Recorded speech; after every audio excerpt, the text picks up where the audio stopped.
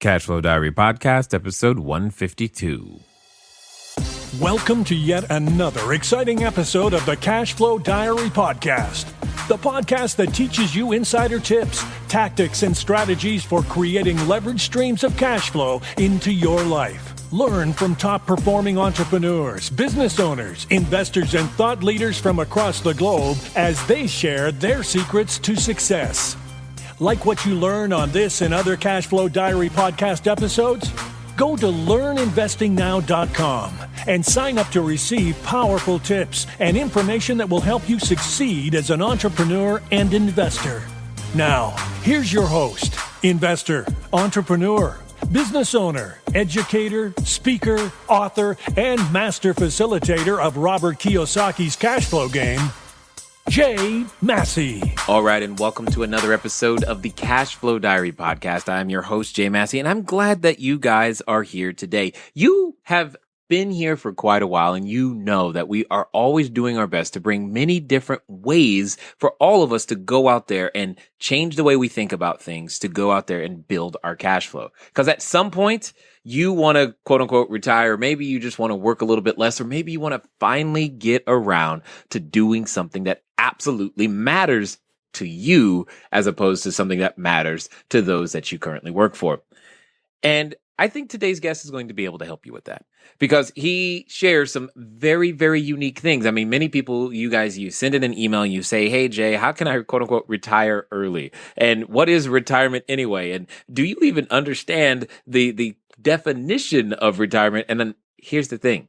Today's guest was a former hedge fund manager who managed to retire at age 35, and he loves playing the money game like a kid loves playing Monopoly. Now, for those of you who know me, you know Monopoly and cash flow, those are real estate based, and those are things that are absolutely right up my alley.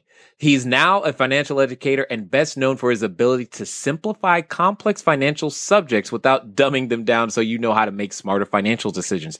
And get this, he's been featured on the Wall Street Journal, Investor Business Daily, Forbes, NPR, Market Watch, and is the author of 5 books on very different specialty financial topics. One of which I think is a question that you've asked. Have you ever asked yourself, how much money do I need to retire? And that's the title of one of his books. And he's also the host of the Financial Mentor podcast and gives away a free email course for 52 weeks to financial freedom for you. And we got him. Welcome, Mr. Todd Tressider. Todd, you there? Thanks for having me, Jay. How are you? Doing good. Good. Glad to hear it. Now, we might have you at a bit of a disadvantage because everybody knows right now listening, they know the very first question I'm going to ask you because I do it all the time. I look at today's entrepreneurs, you being one of them, a lot like yesterday's superheroes. You know, superheroes, they go around and they save people, Batman, Robin, usually save them from the own mess that they created themselves, dress up in tights and make people's lives better, supposedly. Now, before they were super, though, they had an alter ego. They started out, maybe they got bit by a spider or took some, pictures for a newspaper. They were normal people. What we want to know is before the hedge fund manager, before you were out there saving lives and teaching people how to, 7 steps to 7 figures or all the things that you currently do today. Who is Todd Tressider? I was listening to that. And the funny thing is, I don't really have a before because I've been a lifetime entrepreneur. I mean, I've been doing this since I was a little kid. I started this when I had a paper route as a kid before I was even a teenager. And I used the profits from the paper route to buy a motorcycle so I could get more paper routes and deliver more papers in the same amount of time and jam around on my cool motorcycle. So I mean, I've been at this my whole life. It's just who I've been. So I don't really have a before. It's kind of funny. I guess I was teaching sailing and I was doing sailboat racing before that, but that's probably about as before as I can think of. Well, actually, it just means that I'm assuming then you were born into a household where the ideas of entrepreneurship were not only taught, but fostered and encouraged. You couldn't have been more incorrect. I was born into a family. Yeah, it's zero entrepreneurial background. As a matter of fact, the family joke My family has never understood me. I've been the freak of my family. And the family joke that goes around is that I work for the CIA and all these little business things I do is just a cover up for my real work. Okay. All right. This is good. Yeah, so I don't have any family history of entrepreneurial background at all. It's just like I just started doing it. I was into it. Well, you're definitely the first person I've ever heard who took their paper route and then invested in a motorcycle so that they could be more efficient with their paper route. That is an efficiency move I've not heard anyone ever make whatsoever. So that one is You know what? It was just a sad excuse for a kid to go buy a motorcycle. Well, I was getting ready to say, I'm sure that doubled as a way for we'll just say it's kind of cool to be the kid with the motorcycle and all the kids want to hang out, and especially the girls. You're like, hey, I got a motorcycle, so I can see the double purpose there. That could work out very, very, very, very, very, very well. So go ahead. Well, I was just going to say, as all entrepreneurs do, right? I mean, our businesses serve multiple purposes. Absolutely. My cell phone is a tax write-off, and it's absolutely necessary that I have the latest one. That's how it works. Yeah. So I love that. Here becomes the question, though. If you are experiencing, because see, there's probably someone out there right now who is trying to be this superhero, if you will, and they're going through the challenges that you may have faced. If you grow up in this environment, where entrepreneurship may not be fostered or taught, the question becomes is how do you develop the courage to still stick to your guns and do the things the way that you want to do them? Because I'm assuming you met some resistance along the way. Oh my gosh. And I don't know if you used the term resistance accidentally or on purpose. Are you familiar with the work by Stephen Pressfield, The War of Art? Nope. Okay, this is a must read for everybody listening to your podcast. He's got two really good books on the subject that I've read. There's a third one too called Do the Work, but he's got two that I've read, which are The War of Art, and the other one is Turning Pro. And they're both by Stephen Pressfield. He's the guy that wrote The Legend of Bagger Vance. Oh. And these books were written under the premise for the creative types. So like Stephen developed the ideas because he's a writer, a professional writer. It's a storyline of overcoming resistance. And he spells resistance with a capital R to deify it, right? Because it's like this internal peace inside all of us as humans. And it's that thing that stops us and holds us back whenever we're trying to move our lives forward. And we all have it, me and you included. And so that's when you use the term resistance. I thought, he must be clued into that because it's a very specific term. Well, I'm clued into recognizing when I'm feeling it. I'm like, hey, I got to fight through these types of things to get to that next level. And I'm also hyper familiar with that external resistance that can come from, say, our environment. And I'm like, in my head, I was going, well, if he grew up in an environment where there wasn't support, there had to be significant amounts of resistance. And how on earth how did you deal with that? I just did what was inside of me. It was inside of me and I went for it, but it doesn't mean it's not hard. It's always hard. As I said, anytime you're trying to move your life forward, it's always a challenge. Like right now for me, I'm developing an education program over at my site. I don't know if you mentioned it, financialmentor.com. And it's really difficult for me. It's a new step forward developing a membership site online program, and it's challenging me. And so it's it's true for everyone. I don't care how much you've been through this, how many stages of growth you've been through. Every time you take yourself to a new level, every time you challenge yourself, you're going to meet resistance. And it takes two forms, as you correctly point out. It's internal and external. But I believe most of the external is a result of the internal. And you've probably experienced this, Jay, when you are truly committed to something, when you know this is where you're going, you can knock those external points of resistance down pretty effortlessly. I mean, they come up, you knock them down, you overcome them, you just keep running like a hurdler clearing hurdles, right? They're just there, but you get through them. And then there's times when you're not really grounded, you don't really know where you're going, and you're not clear and you're not committed, and bam, those hurdles are like sky high. They're like brick walls. Yeah, exactly. The immovable. You can't think of a way over them, around them, under them, through them, and they're the thickest material on the planet. But there's something that I want to make sure people catch, because you said, and we talk about you having quote unquote retired at age 35. We're going to Correct. assume that was a little while ago, but yet you're still pursuing additional challenges. So you have a unique perspective on the concept of retirement, and I would love to hear it.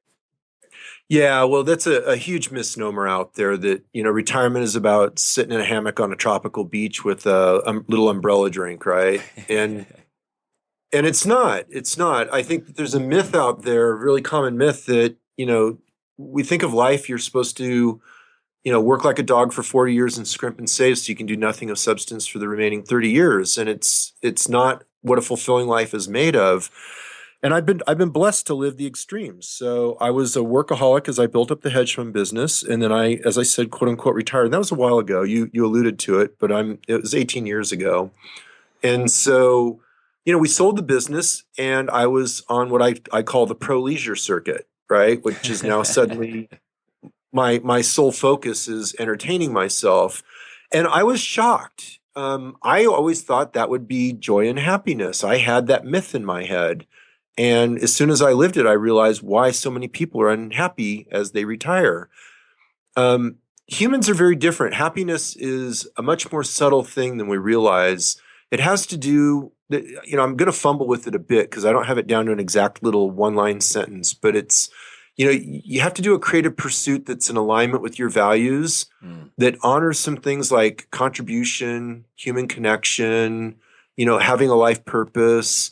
All these things are at the core of happiness. And what you find when you quote unquote retire is a lot of that gets removed because a lot of that was vested in your career and how you viewed yourself. And so I've come back now and I think I'm pursuing something that's closer to balance, which is what, has been dubbed lifestyle business. Right.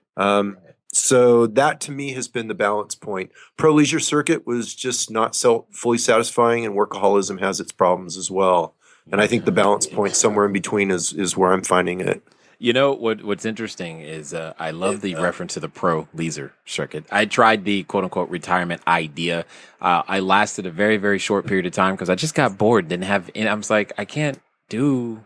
It's not fun. It's like I got not enough people to do stuff with, and it's just. I mean, how many times can you keep paying for dinner? So it was definitely an interesting thing. But you bring up this concept of balance, and I would love for everybody to, because we want to start a business because, hey, then I can have more time to myself and I can do all these things. I would love to hear your perspective on this concept. In regards to what? Balance? Yeah, balance, and what that really means from the entrepreneur's perspective, especially as it relates to the amount of time that it takes to achieve the things that we're talking about. Well, for me, I'm best. You have to know what works for you. For me, it's stint work. So I take off about 3 months out of the year. I still have kids in school, and so I work when the kids are in school, and I work really hard. I mean, while the kids are in school, I can put in the hours and be very focused. And then during the summer months, I take the bulk of the summer off, and then I take the holidays off. And then sometimes I take special time periods off, like, 2 years ago now, I hiked the John Muir Trail, which is, 250 miles from the base of Yosemite to the peak of Mount Whitney.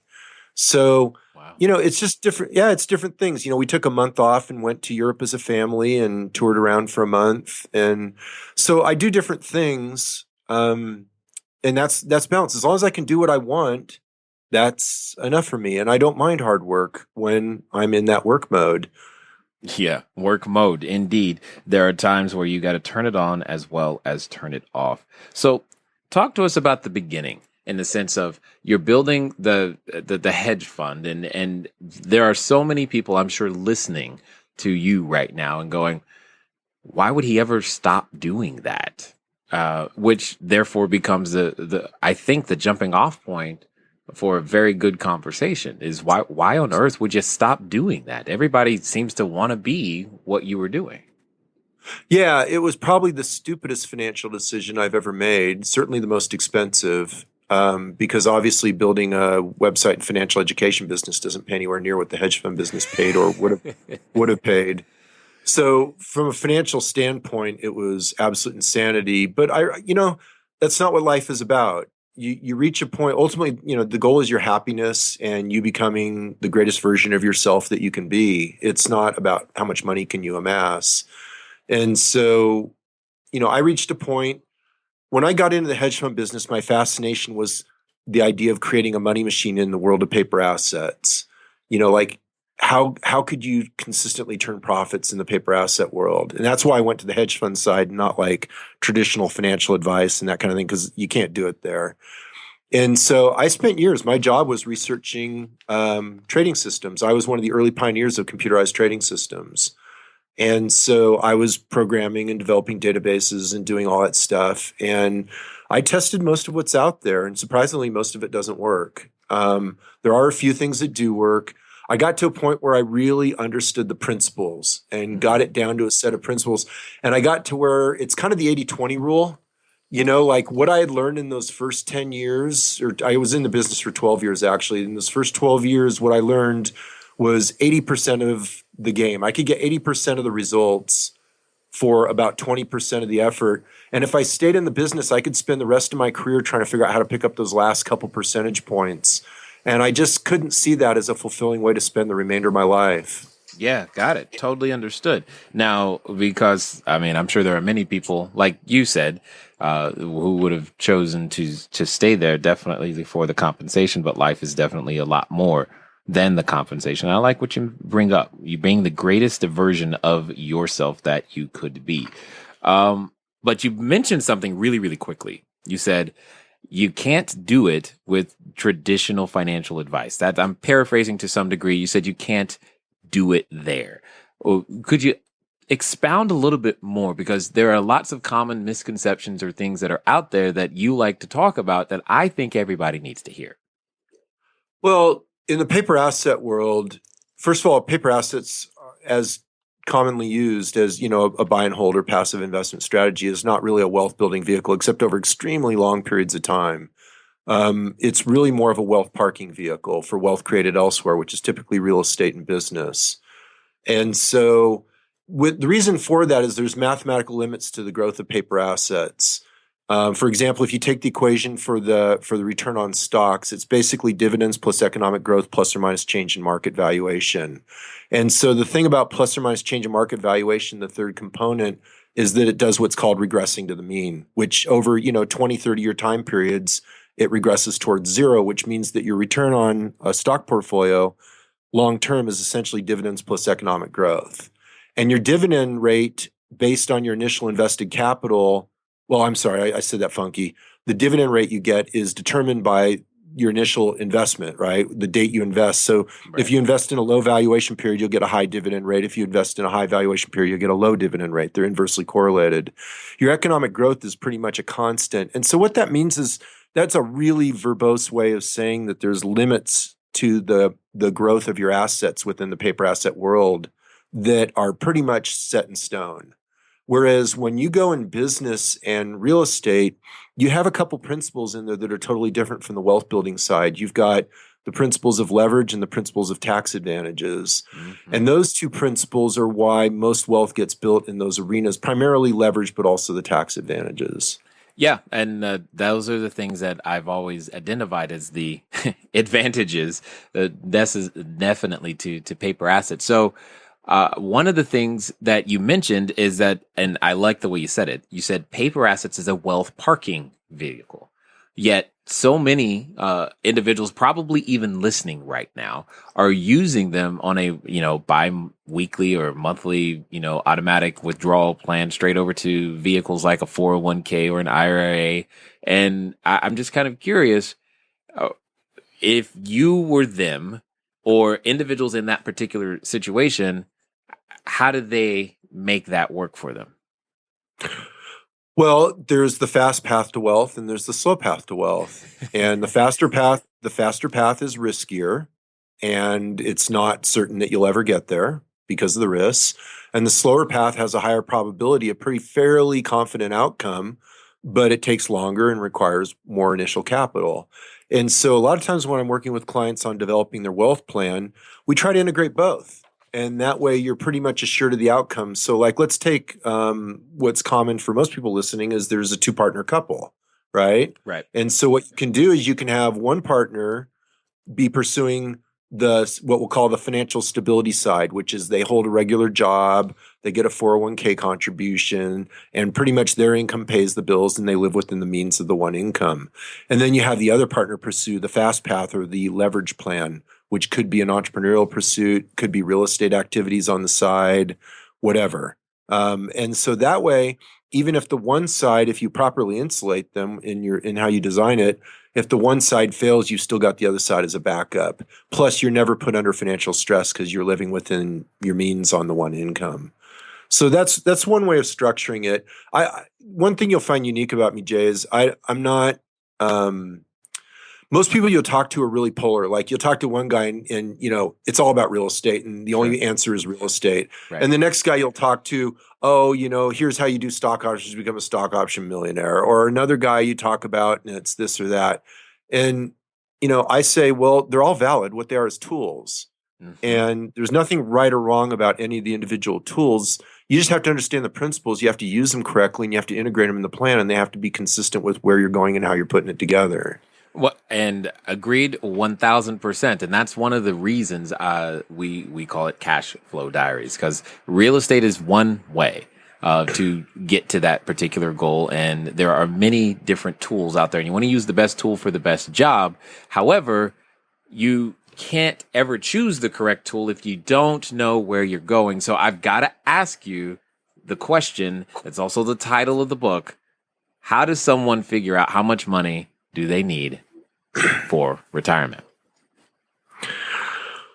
Okay, so that's I like the inhale. He's preparing for this one. I love it. Well, I'm trying to figure out how to answer it because essentially I wrote a book to answer the question, right? Right. How much money do you need to retire? I got a whole book on it, and so you give me a question, I'm supposed to land in a soundbite, and I'm like, oh, I don't know how to do that.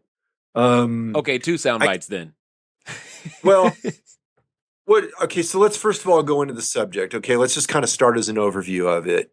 If you go in and you go to your friendly broker or your financial planner and say, how much money do I need to retire? What's he going to do? He's going to sit you down across the desk and you're going to start inputting a bunch of numbers like what your savings is now. And then he's going to project some assumed rate of return on your assets and how much can you contribute each month. He's going to go through all these questions. He's going to run it through a computer and he's going to come back with a number. Right? Yep. And he's going to set the number down and it looks all scientific because it ran through a computer and it's all precise. And guess what? It's all garbage. The reason for it is it's that classic garbage in, garbage out equation. If you really understand what's going on behind that equation, and this doesn't matter if you do it with a financial planner. I'm not picking on financial planners. You can do it yourself online using any calculators. And I have one on my own side. I have a retirement calculator on my own site called the Ultimate Retirement Calculator. And I programmed that just because the way the other ones were working, I couldn't even work with my clients on them. They were so bad. Because when you're doing a wealth plan properly, you have to do what I call scenario analysis, which is your retirement plan or your wealth plan has to reflect your life plan. And so the numbers are merely putting financial engineering behind what your life plan is. And it's unique to each person because they're bringing different resources, skills, abilities to the equation. And so you map those in and you look at where they want to go, what their goals are, and then you integrate that with the numbers to see if you can make the numbers work. Go ahead. No. So if we just take that idea of scenario analysis, you're saying they're bringing different resource skills and abilities to the table. What you're saying is not $100,000 in one person's hands relative to their skill sets and abilities is a different thing than that same $100,000 in someone else's hands or $1 million or whatever the number is. You're saying that the what else I know how to do factors greatly into how much I need to retire. Are you tired of letting good cash flow generating ideas go to waste? Go to CashFlowDiary.com/ready to apply for a complimentary, yes, that means free, one-on-one breakthrough session. Take action now. Go to CashFlowDiary.com/ready. Again, that's CashFlowDiary.com/ready. Before we get back to today's episode of the Cashflow Diary podcast, your host, Jay Massey, has some important insights to share with you. Hey, guys. Has your brain exploded yet? If it hasn't, maybe it will in the second half. However, are you learning anything that's uniquely different about definitions of retirement, and most importantly, how you might be able to get there faster. I certainly hope so. It's definitely an achievable goal when you define it properly. And that's one of the things that I hope you take away from this particular episode is that with the correct definition, most importantly, laboring under correct knowledge, many, if not all, of our goals become that much more achievable. Anyway, let's get back to it. Well, what I want to do, so for example, let's say I'll just make up some from past clients. I'll just make up some scenarios, okay? So let's say I've got a really high earning attorney, okay? The guy's making a bunch. He's got a very successful practice. And so I work with him, but he's renting his office space. And it's a large office space because it's a successful practice with a lot of employees. So I work with him on buying a fairly substantial office space of which he can at least take down all the rent if he has to off his own practice, and he can rent out other spaces in the meantime for additional cash flow. But if he gets in a bind, he has a problem with tenants, his practice will carry it, no problem. So now he's building equity into the office space, which ultimately will be a source for his retirement. And then he can sit there because his source of wealth is his practice, right? That's the source of wealth. Because you always have to identify when you're developing a wealth plan, you have to identify what the source of wealth is. It's a misnomer. Like people think it's about investing, and it's not. You have to first create the wealth, and then you have to invest the wealth. And actually, there's a third component between, which is you have to translate the wealth created, which is income initially, over to the asset side. So it's a three-part equation. You have to create the wealth in the first place. You have to translate the wealth over the asset side, and then you have to invest the wealth to grow in excess of inflation so that you increase purchasing power. So there's three components to it anyway. So I'm giving the example of the attorney. He focuses on his practice. That's his wealth creation vehicle. We translate that over via real estate. That gives him increased deductions, right? Yep. And so he does that, and then he maxes out all his retirement plans for both him and his wife on the paper asset side. And he's good to go. That's all he needs to do. We don't have to get any more complicated. You contrast that with a school teacher. Okay, doesn't make even a fraction as much money, doesn't have the upside potential in income, and therefore he has to find his wealth creation somewhere else because basically his salary is lucky to pay his bills, right? Right. And so, but he's really great at home improvement skills, and he actually really loves it. He's got 2 to 3 months off a year, and so maybe his goal is to create one rental house a year. And maybe he gets the kind of junkier ones, and he puts a lot of sweat labor into it, really makes them beautiful, fixes them up during that time off, and he builds equity that way. Got it. Makes perfect sense to me. Now, you said something really quickly that is a topic I love to always ask questions about because purchasing power and velocity of money are things that I'm always constantly running through my own head. So you said you got to grow the money in excess of the rate of inflation, which is great. However, how is someone to figure out what that number is, in your opinion? You mean the inflation rate? Inflation rate, and most importantly, how to exceed it is I know the question someone is asking right now. That's why I'm asking you. Okay, so when you're looking at your wealth equation, there's really two components, your life cycle of wealth. In the early stages of wealth building, it's all about your savings rate is in relationship to your income. The higher your savings rate, the sooner you'll be financially independent. And it's a very straightforward equation. I have an article on my site called How Anyone Can Retire in 10 Years or Less. And in there, it goes through the math of the savings rate in relation to your income and your expenses. So that's pretty straight up math. And then the other side, the latter stages of your wealth equation, is the return on investment net of inflation, which is the one you're referring to now.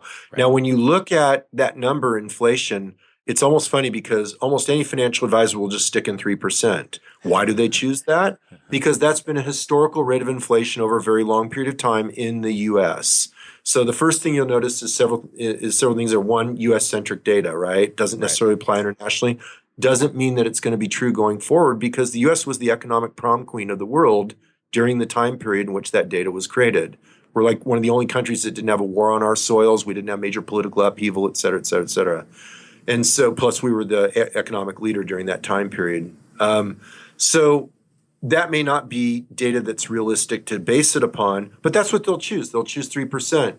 Now, you could range it up or range it down slightly depending on your assumptions, but the fact is we've had 10-year periods that are way higher in inflation than the 3%. And what you'll find when you really work with retirement calculations is it's the 15 years preceding your retirement and the 15 years after your return on investment during those two 15-year windows. And they're two separate year 15-year windows. They're not a 30-year window because you have to get them both right. But your return on investment net of inflation during those two periods pretty much determines your financial outcome. Interesting. I like that idea. It just, well, because that flies straight in the face of the idea of set it and forget it, that there's never that opportunity. Yeah, so here's a fun one for you.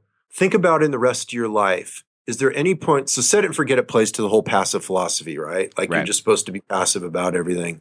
So there's passive investing as a philosophy. So if you think about it, where in your life do you have a process that's optimized through a passive approach? You know, are your relationships optimized through a passive approach? My wife says no. Right. Laughable, right? Right. Raising your kids, is it optimized through a passive approach? Oh, Lord, no. Okay. How about your health? Is that optimized through a passive approach? No. In fact, you got to imply more the older you get. Yeah.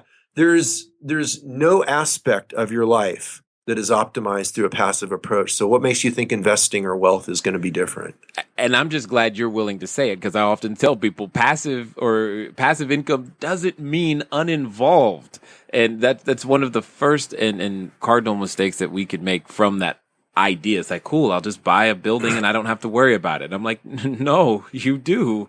It doesn't work that way. A building, direct ownership of real estate, the way I teach it is there's a continuum of passive versus active. And every investment strategy you can plot on that continuum. And so real estate's kind of a half and half. It's half business, half investment, right? So treasury bills is an example. That would be all the way over to the far left as fully passive. Right. And to the far right is entrepreneurship, right? As fully active. But then you've got gradations in between. For instance, you can be an entrepreneur and build passive streams of income within your business. And so you can start tilting it to the left towards greater passivity.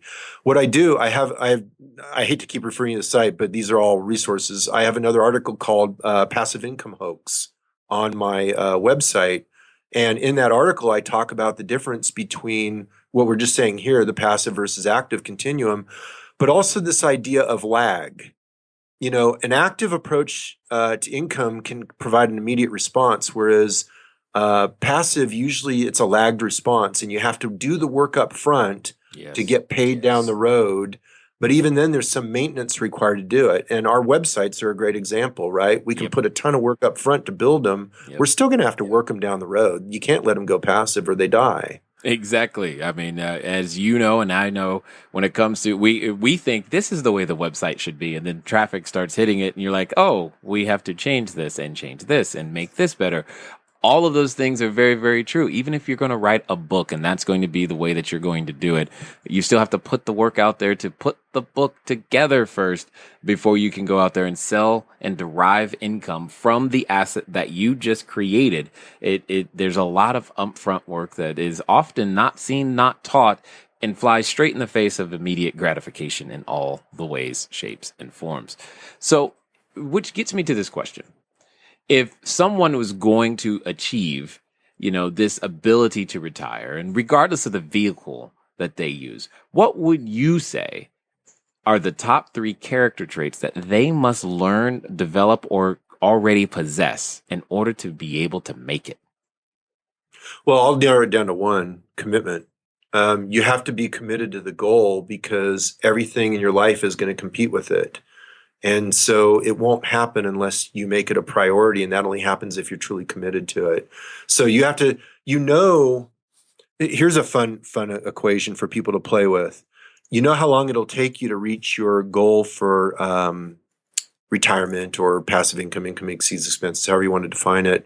You know how long it'll take you by looking at the percentage of the amount of your scarce resources, which is time and money, that you dedicate to it. Wow. That tells you how long it'll take you to reach the goal. It's pretty simple because that's showing you your level of commitment. Well, I say right now you are hyper committed. So am I, and so are a number of you that are listening, because that should encourage you. Because the more time you're headed in that direction, the more your mind and focus, and you're out there building those assets and developing that real estate and doing the things that are required. So let me ask the exact inverse of that question. What would you say is the number one thing that you've seen your clients struggle with that get in the way, that just take them off track and they just like never return? Oh, see that now it's funny because you go mirror image and I go mirror image in my answer. Let me count the ways, right? There are so many. One of them obviously is distraction, right? They allow themselves to be distracted. That would be the mirror image of commitment. Confusing objectives. So, as you pointed out earlier, you said something about delayed gratification. That's a characteristic of successful wealth builders. And I'm not even really comfortable with that term delayed gratification because I really think of it as getting a different form of gratification. When I was saving very aggressively, I didn't view it as delayed gratification. I was very gratified by what I was doing because I was moving towards my goals. So to me, it was, yeah. So you're dedicating your resources to where you want to go. So it's a very positive or offense thing as opposed to defense. So clarity around the goals. I see a lot of people. They'll come and they'll say, "Oh, I want to be rich. I want to be financially independent." Oh, really? How come? They want a Lamborghini or they want this or they want that.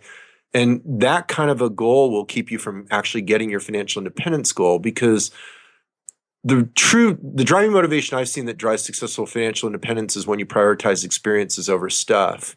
And there's a reason for that. If you want stuff really bad, if that's your really driving motivation is stuff, then what happens is you will raise your lifestyle to acquire the stuff as soon as you have the money to afford to do it. And that'll keep you from building the equity and the assets, which ultimately is what drives financial independence. I gotta confess here, Todd. At one time I wanted a Lamborghini until I realized I couldn't fit in it. That was the whole thing. I went to the dealership and everything. I tried to get in one and it just didn't work out. They're not made for 6'4" people. That's just not. So that killed it for me and made it much simpler. But I like your idea of stress on the experiences. And when you say experiences, what are you? Or is this like the hiking thing, the 250-mile hiking thing that you're referring to? Yeah, you think, what does it really take to be happy, right? I mean, like I'm actually a fairly simple guy in terms of what my needs are. It's really healthy food, clean water, comfortable bed, a good chair to sit and read in, and a great book, and time to enjoy my life. I'm a very much outdoor recreation guy, but once you have the toys, it doesn't cost that much to enjoy those things.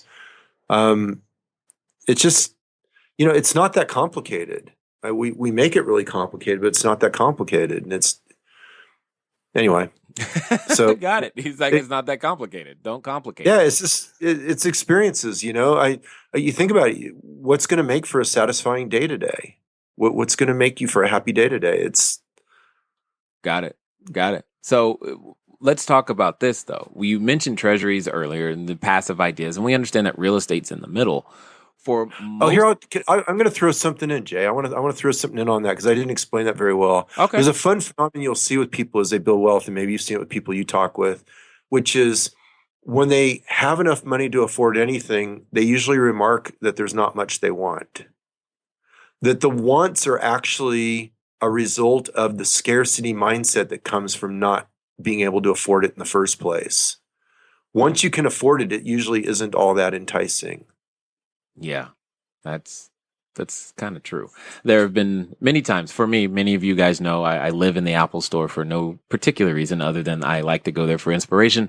And you can there are times I can remember going to many different stores and just thinking, yeah, there's nothing in here that I really need, anymore. I'm pretty good. It's an interesting way to live.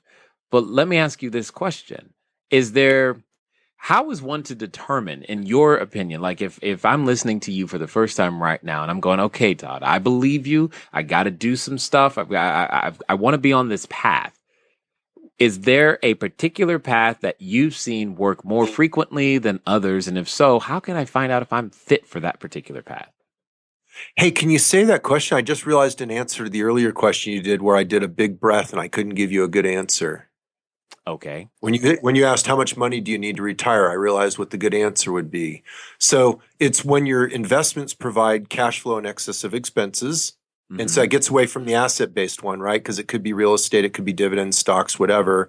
When your investments are throwing off cash flow in excess of expenses, then you're quote unquote retired. So it's not about how much money, it's about how much cash flow it's producing, right? Indeed. And then the other simple answer, I'm trying to give soundbite simple answers to the question. The other simple answer, if you're looking at it from a traditional paper asset side, is there's the rule of 300 or the rule of 400. And that comes from the 3% rule and the 4% rule, which is research that stemmed, it's on US data, and it's based on work by Bangen. And it's well known. And so he came up with the 4% rule, which was an amount you can withdraw from assets that survives all 30-year periods. And a conservative version of that is the 3% rule. So if you figure the reciprocal of that is 25 times assets and then 12 months. So it's basically for every $1,000 that you spend in expenses per month, it requires about $300,000 in assets. And then the conservative version is about $400,000 in assets. Got it. And again, which with the leverage that you can use to go out there and purchase real estate is an easier way to hit those numbers, especially if you get the amortizing kind of debt. Yeah, but again, we're talking about assets, not, so that would be equity. And the asset side was strictly from the paper asset world. Got it. When you equate it to real estate, you really have to boil it down to cash flow. You can't boil it down to assets because you're never spending any principal. You don't want to spend the roof tiles. You've got to. You can only spend the income that it throws off. So the real estate side is really simple. It's cash flow exceeds expenses. On the paper asset side, it's more complicated. So I'm giving a rule of thumb. It's a decent approximation. It's not for sure, but it points you true north. It puts you in the ballpark at least. Got it. So with all that being the case, is there a path that you find to be the easiest for most people? Most accessible? No. I mean, is there any advantage? How does one know? Do I do the paper asset thing? Do I do the real estate thing? Do I do the business thing? How does one make that decision? Well, I touched on that when we were talking about wealth plans earlier, and I was saying it's unique to each person. So what is the easiest path for Jay Massey is different from the easiest path for Todd Tressider. It depends on the skills and resources and abilities you bring to the equation and what your goals are and what you want to do with your life. And so it's just different. You can't pull up the easiest path. There is no simple superlative answer like that. There are paths that statistically have a higher incidence of putting you in the wealthy category, right? So statistically, entrepreneurship, business ownership, and real estate are the paths that have the most people build wealth. That's how most people end up in the wealthy category. But paper assets exist. It's a viable alternative. Some people might say, oh, Warren Buffett, paper assets, but really Warren Buffett owned companies of which those paper assets were wrapped inside an insurance umbrella through his insurance companies, Berkshire Hathaway and so on. So it's, again, business and real estate is generally where most of the wealth gets built. Understood. Totally understood. Now, what about those individuals right now listening who might feel a little bit behind the gun? They're like, yeah, all this sounds great, but I'm out of time. Retirement's 5 years, 6 years, 7 years away is when I was planning on doing this. Is there any hope, Todd, for them? Well, there is, but you have to be realistic. You're not going to do it through saving your way to wealth. If you didn't start saving long ago, you're not going to suddenly convert and save 90% of your income. So that's true. Right. So you have to kind of throw that one out the window and say the slow path or the saving and passive path is pretty much done for you because you waited too long. So that's left with real estate and paper assets. And even real estate is kind of halfway. I'm sorry, real estate and business ownership. And even real estate's kind of halfway in between. If somebody was in that situation, I'd really be prompting them for what business ideas do they really have? What would get them juiced from a business development side? Because even though it's the least certain in terms of success, it has the highest leverage. And the other thing that's really cool about business entrepreneurship is you can convert it into passive revenue streams relatively quickly. And so if you have to replace a few thousand in income to be financially independent in a relatively short period of time, typically business is going to be your fastest path. Now, you mentioned something that I think is a very important point. Oftentimes, we talk about trying to save this stack of cash, this pile of cash, and I'm saying, no, we need streams of cash. We've got to convert those stacks into streams. If you would please, you said it really fast. You've got to take that business and you can convert it into the stream. I'd love to know, how is one to do that from your perspective? Well, why don't we use my business as an example? So I have a certain number of visitors and there's certain revenue streams. So there's advertising, there's affiliate programs, there's my books, there's my coaching, and there's going to be the membership site coming up. And so certain ones of those can be passive and other ones are trading time for money. So like the coaching is a trading time for money. So that one won't convert, although that was certainly the quickest revenue stream to create in the business. The advertising is completely passive. The books are semi-passive. I do have to write them, and the more I continue to write, the more all of them sell. And so for me, let's say if I wanted to take this thing to passive in a period of years, I would focus on traffic increases, which convert on advertising. I would add a few more books, and that would do it. And then so I would focus on the product side, which can be more passive than the service side. Indeed. And it sounds as though that there's levels of systems that come into play to help facilitate that as well. Absolutely. Got it. Totally understood. Excellent. So at this point, if their brain isn't full, for those that want to go and find out more about what you're up to and how you can help, what would be their best course of action? You mean in terms of next steps with me? Yeah, absolutely. They're probably wanting to track you down because if they're anything like me right now, they've heard so many things. They're like, yeah, I want to read that article. Yeah, I want to know more about that. And what's he think about this? How can they find that information? So my site is financialmentor.com. And it's again, financialmentor.com. And, I don't have anything to pitch you. So there's a free opt-in list and I give away a thing. It's called the Wealth Building Toolbox. And in there is an ebook, 18 Essential Lessons of a Self-Made Millionaire. And it tells my story and a lot of the lessons along the way, a lot of stuff we talked about here and a lot more. And then also I have a 52-week course called 52 Weeks to Financial Freedom. And no, you won't get wealthy in 52 weeks, but it'll cover a lot of the core principles.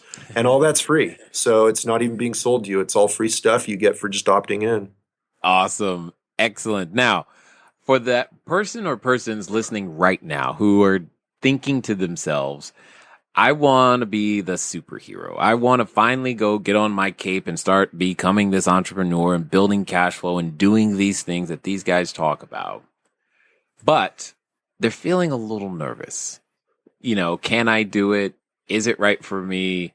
How on earth is all this going to happen? Is this really going to work? What would you say to that person? Well, yes, it does work. Is it a sterile, safe process? No. Will you take your lumps? Absolutely, yes. But if you want it, you can get it. You just have to be dedicated to it and willing to get back up every time you get knocked back down and pursue it. You want to work on a couple levels. You want to work on a smart strategic wealth plan so that, it's based on sound principles. And if you take these actions, if you take X actions, you get Y result. So that's built into your wealth plan. So you've got to get that. And then you've got to be willing to take action. It's a combination of having a plan that governs your action and then taking consistent, methodical, strategic action towards the set goals and just going relentlessly until you get there. I like it a lot. Well, one of the things I want to say is thank you for taking the time to make an investment here with us at the Cashflow Diary. Hey, thanks for having me, Jay. All right, ladies and gentlemen, you know what it's time to do? It's time for you to move at the speed of instruction. What does that mean today? It means go over to Financial Mentor. Just go. because you heard it just like I heard. There was so many resources on the site. Financialmentor.com is there for you, and so much of it costs nothing but time. One of those very valuable and scarce resources. You probably even should pick up a number of his books. And most importantly, you also heard the resource, The War of Art and Do the Work by Stephen Pressfield. Here's the point. You've got no excuse from this episode of what you should do next. If there's something that you heard mentioned that you haven't yet done, that's a clue to get out there and go make it happen. It's been fun talking to you guys today, and I look forward to talking to you soon. Until next time.